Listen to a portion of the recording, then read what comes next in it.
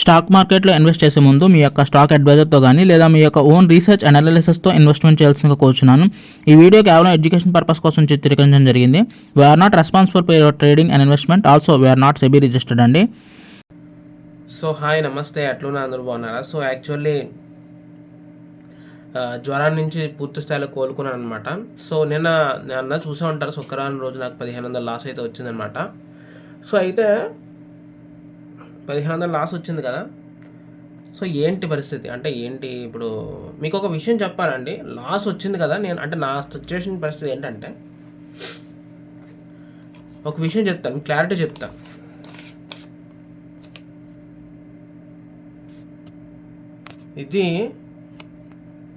ఇది original 500 rupees note అండి. Original 500 rupees note. ఇది సంథింగ్ ఎక్కడో పాడేసుకున్నాను. ఎక్కడెక్కడ ఎదుగుతుంటాను, అక్కడెక్కడ ఎదుక్కుంటాను, కనపడతలేదు. చాలా కంగారు అవుతాను. ఎక్కడో పాడేసుకున్నాను కాబట్టి ఎదుగుతాను, సాధ్యమైనంత వరకు మొత్తం రూమ్ అంతా ఎదుగుతాను, ఎక్కడో దిక్కున పడేసుకున్నాను. కానీ ఫైనల్లీ నాకు ఒకటి కనిపిస్తుంది, నాకు చాట్ కనిపిస్తుంది, దొరికింది. నా ఏదైనా నాకు దొరికింది, ఐఎమ్ హ్యాపీ.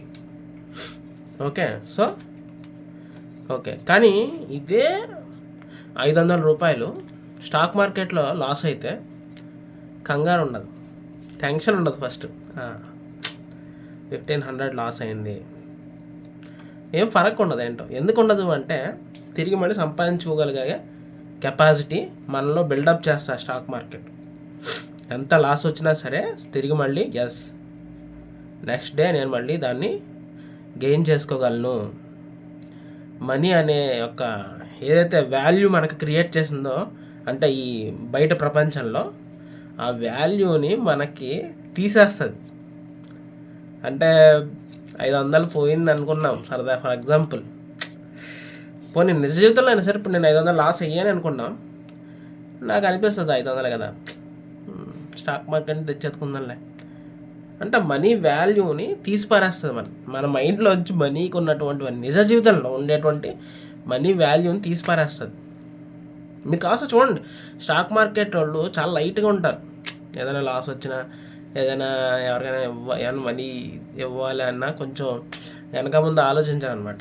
ఎందుకంటే తిరిగి మనం సంపాదించేస్తానులే, వచ్చేస్తుంది, ఇంకో రోజు కష్టపడి వచ్చేస్తుంది అనే కాన్ఫిడెన్స్ ఉంటుంది అనమాట. సో అలాగా ఈవెన్ నేను అంతా లాస్ చేశాను. ఇంతకుముందు లాస్ట్ మంత్ డిసెంబర్లో కూడా 4000 లాస్ చేశాను. మళ్ళీ మొత్తం రికవర్ చేసి క్రెడిట్లోకి వచ్చాను. జనవరిలో 2000 ఎక్స్ట్రా క్రెడిట్లోకి వచ్చాను. రావడానికి ఆల్మోస్ట్ 11 డేస్ కంటిన్యూస్ ర్యాలీ కొడితేనే కానీ నాకు అంత లాస్ని రికవర్ చేయలేకపోయాను. 2000 అంటే 15,000తో స్టార్ట్ అయ్యాను జనవరి. కట్ చేస్తే 18,400కి వచ్చిందనమాట, 3,400. సడన్గా నేను 1,500 లాసు ప్లస్ ఈ యొక్క ట్యాక్స్ డిస్కౌంట్స్ అన్నీ కలుపుకొని సంథింగ్ అరౌండ్ 1,500 వరకు వెళ్ళింది. సో మైనస్ అయితే అయిందనమాట. కానీ ఏం ఫరక్ లేదు.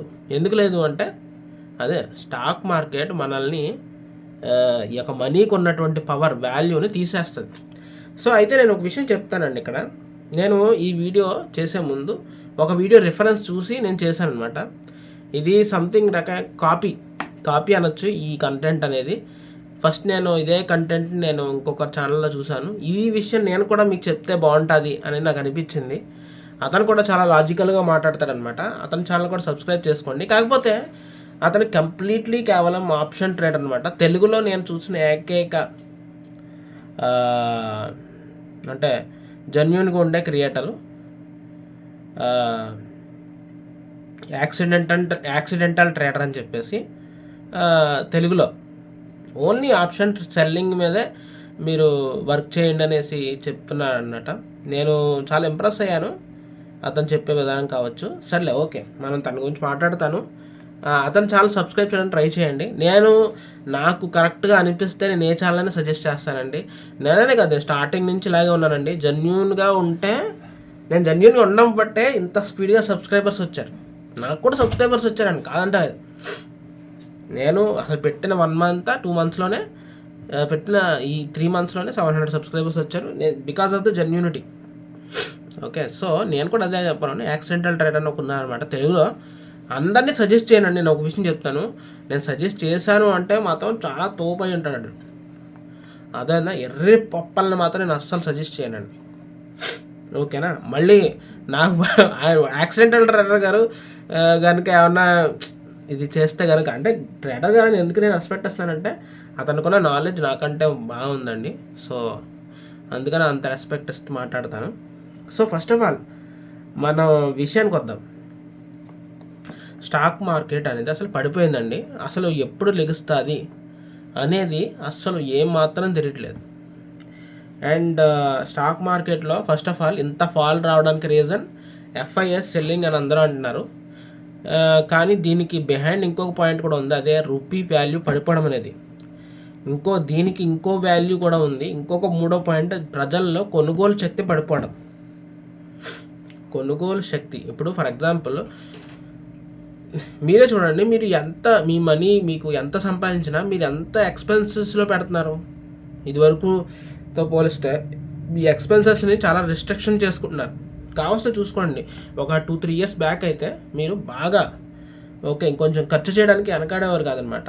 సో ఇప్పుడు ఏంటంటే ఆలోచిస్తున్నారు, ఇప్పుడు ఇది అనవసరంగా ఎందుకు అనవసర ఖర్చులు ఎందుకు అనుకుంటూ తగ్గించుకుంటూ పోతున్నారు.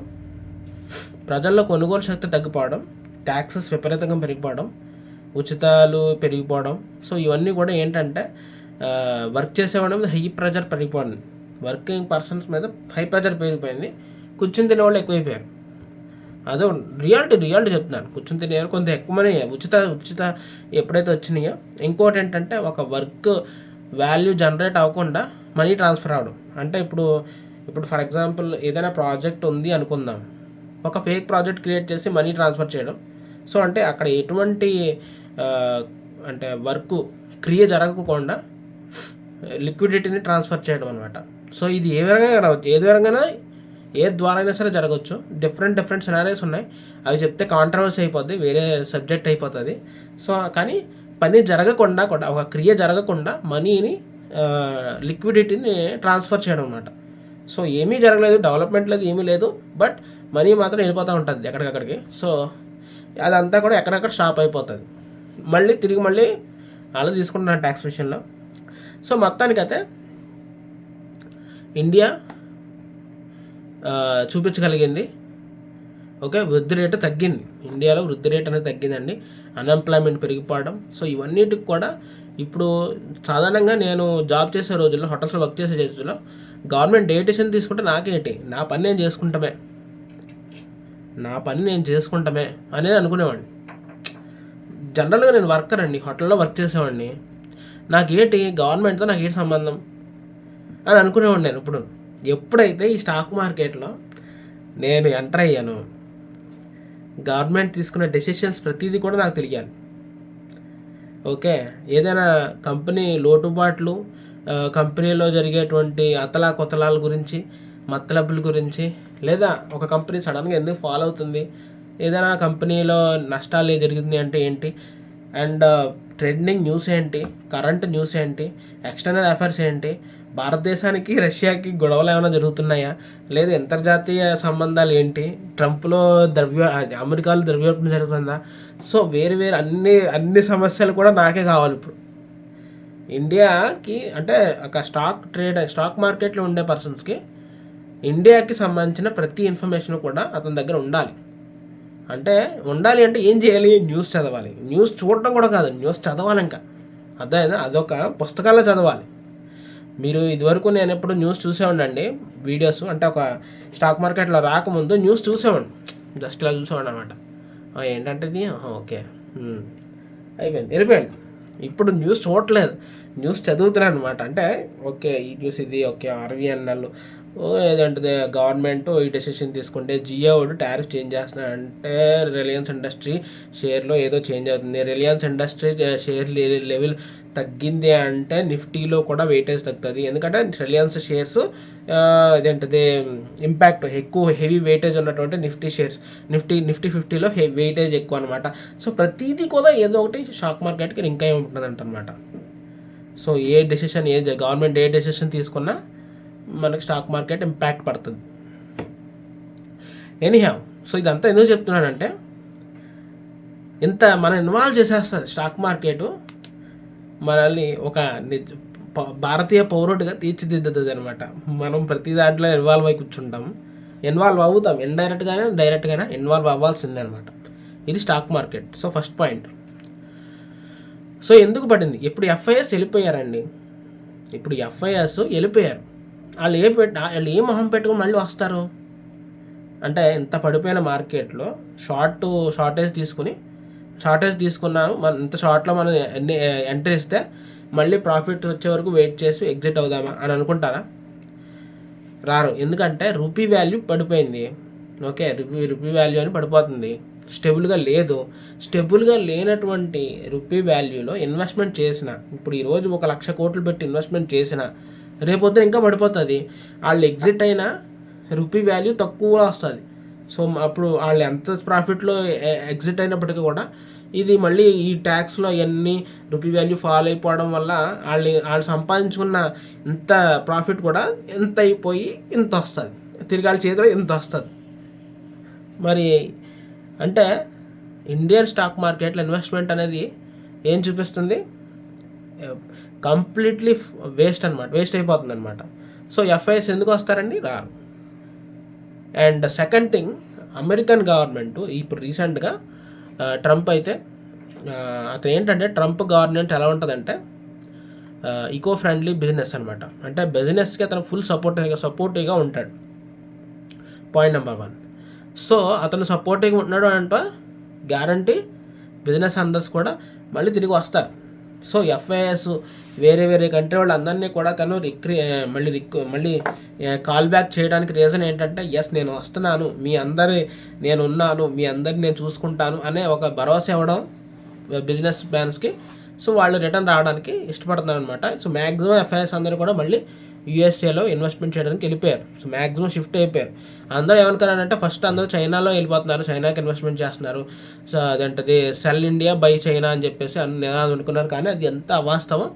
బట్ అమెరికాకి వెళ్ళిపోయారండి. అమెరికా ఇప్పుడు ప్రజెంట్ అంటే అన్ని కోట్లు ఎగ్జిట్ అయినాయి కాబట్టి అదంతా ఎక్కడికి వెళ్తుంది ప్రాపర్గా చూసుకుంటే, ఏది టాప్లో ఉందో చూస్తే అమెరికన్ అంటే యూఎస్ఏలో స్టాక్ మార్కెట్ ఆల్ టైమ్ హైలో నుంచుంది. అంటే దీని అర్థం ఏంటి? మొత్తం ఎఫ్ఐఎస్ అందరూ యూఎస్ఏలో కూర్చున్నారు అర్థం. ఓకే, సో అది ప్రాపర్ అనమాట. సో వాళ్ళు తిరిగి వస్తేనే కానీ మన ఇండియన్ గవర్నమెంట్ స్టక్ అవ్వదండి. అండ్ మన నార్మల్గా ఎక్స్పర్ట్స్ కూడా ఏం చెప్తున్నారంటే, Indian stock market 27,000 rupees Nifty చేరుకుంటుంది. ఈ 2025లో అయితే 27,000 పాయింట్లు రీచ్ అవుతుంది అని అంటున్నారు. నాకైతే అసలు 27,000 రీచ్ అవుతుందా అనేది చాలా క్వశ్చన్ మార్క్గా ఉంది యాక్చువల్లీ. అసలు ఇప్పటికీ అవుతుందా లేదా కూడా తెలియట్లేదు, అంత దారుణంగా ఉంది. సో ఇంకా మనం హోల్డింగ్స్లో విషయానికి వస్తే, ఫస్ట్ ఆఫ్ ఆల్ కరెంట్ నేను ఇన్వెస్ట్మెంట్ చేసింది 1,25,000 అయితే, కరెంటు 1,01,000 రూపాయలు దాని వాల్యూ అయితే జనరేట్ అవుతుంది. అంటే ఆల్మోస్ట్ 24,000 రూపీస్ మైనస్లో రన్ అవుతుంది. అందులో మేజర్ పార్ట్స్ వచ్చేటప్పటికి క్వశ్చన్ షిప్ యార్డ్ 10,000 రూపాయల లాస్లో ఉంది షేర్స్, 32 షేర్లే 10,000 లాస్ వస్తుంది ఒక్కొక్కటి. ఎస్జేవిఎన్ వచ్చేటప్పటికి 5,000 రూపాయలు లాస్లో రన్ అవుతుంది, అది కూడా 202 షేర్లు తీసుకున్నాను. ఎస్ బ్యాంక్ మీ అందరికీ తెలుసు, నేను ఒక అర్జెంటుగా మనీ అవసరమై నేను కొన్ని షేర్స్ని ఎగ్జిట్ చేయడం జరిగిందనమాట. అది చాలా మంచి పని అయింది ఎగ్జిట్ చేయడం కూడా, లేదంటే ఇంకా చాలా దారుణంగా లాస్ అవుతున్నాం ఈ పాటికి. బట్ ఎనీహా 1,800 షేర్లు ఇంకా 1,800 షేర్లు క్యారీ చేస్తున్నాను. దాని వాల్యూలో 8,000 లాసెస్లో రన్ అవుతుంది. సో విచ్ ఈజ్ అదనమాట, ఎంత దారుణంగా లాసెస్లో రన్ అవుతుంది. సో చూడాలన్నమాట. సో ఎప్పుడు మళ్ళీ తిరిగి స్టాక్ మార్కెట్ పుంజుకుంటుందా, అసలు నేను ఇన్వెస్ట్మెంట్ చేసిన వాల్యూ అయినా కాస్ట్ వస్తే కూడా బాగుండనే రోజుల్లో వచ్చేసాం అనమాట. ప్రజెంట్ స్టాక్ మార్కెట్ పరిస్థితి ఆ విధంగా తయారైంది. ఆల్మోస్ట్ ఎన్ని నెలల నుంచి అంటే, సెప్టెంబర్ నుంచి ఫాల్ అనమాట. ఇది అక్టోబర్, నవంబర్, డిసెంబర్, జనవరి 4 months నరక యాతను చూపిస్తుంది అనమాట స్టాక్ మార్కెట్ ఇప్పటికే. సో చూడాలి మరి అసలు ఏంటి ఇంతకాలం ఎంత ఫాల్ అంటే చాలా కష్టమే మరి, బట్ చూడాలి.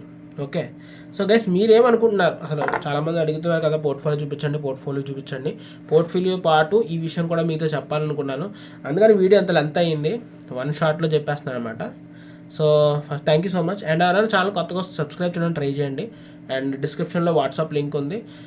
మీకు తెలిసినటువంటి మీకు తెలిసినటువంటి ఇన్ఫర్మేషన్ని కానీ ఏదైనా స్టాక్ ఇన్ఫర్మేషన్ కానీ నాకు షేర్ చేయాలనుకుంటే వాట్సాప్ గ్రూప్లో జాయిన్ అయ్యి షేర్ చేయొచ్చు, which is very helpful. And నా వీడియోస్ మీకు నచ్చినట్లయితే దయచేసి లైక్ అండ్ సబ్స్క్రైబ్ చేయాల్సిన కోరుచున్నాను. ఉంటాను మరి, బాయ్.